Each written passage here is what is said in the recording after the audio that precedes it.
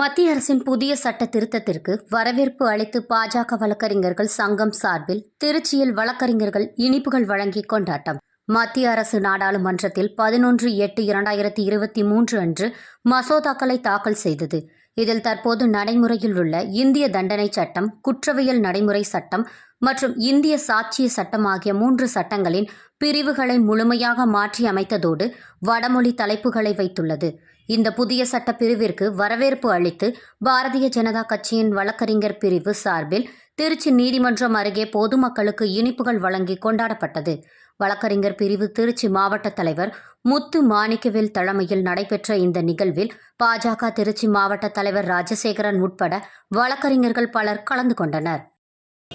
இன்றைய தினம் 1/7/2024 மத்திய அரசால் கொண்டுவரப்பட்ட 3 சட்டங்கள் இன்று நாடு முழுவதும் அமல்படுத்தப்பட்டுள்ளது.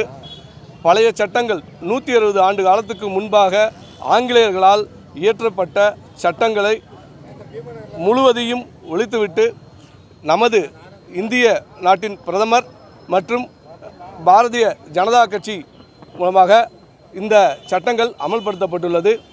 இந்த சட்டத்தின் முக்கிய காரணங்கள் என்னென்றால் அதிகமான தண்டனை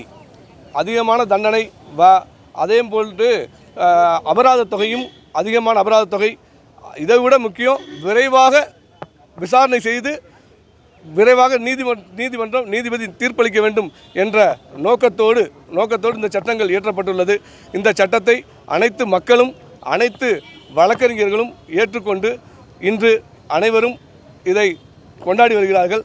அதேபோல் நாங்களும் திருச்சி மாவட்ட வழக்கறிஞர் பிரிவு அணிப்பிரிவு சார்பாகவும் ஏபிவிபிஎஸ், இந்து முன்னணி மற்றும் இதர அமைப்புகளைச் சேர்ந்த அனைத்து வழக்கறிஞர்களும் ஒன்று கூடி பொதுமக்களுக்கு இனிப்பு வழங்கி நாங்கள் எங்களுடைய மகிழ்ச்சி கொண்டாட்டத்தை இன்று நடத்தினோம். ஆர். முத்துமாணிக்கவேலன், வழக்கறிஞர் பிரிவு மாவட்ட தலைவர், திருச்சி.